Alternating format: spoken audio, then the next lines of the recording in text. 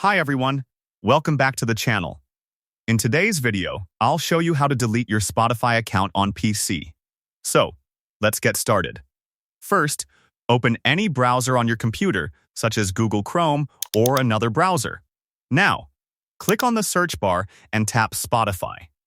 Now, go to the Spotify website. Next, click on Login to log into your account.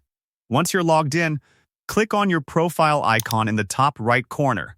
From the menu, select Account. This will open your account page in a new tab. Now scroll down, then select Close Account. After that, click on Close Your Account. Spotify will show you information about what happens when you delete your account. Read it carefully, then click Continue. Now Spotify will send a confirmation email to your registered email address. Open your email inbox, find the email from Spotify, and click on the confirmation link. Once you confirm, your Spotify account will be permanently deleted. Keep in mind that after deleting your account, your playlists, followers, and saved music will be removed permanently. And that's it.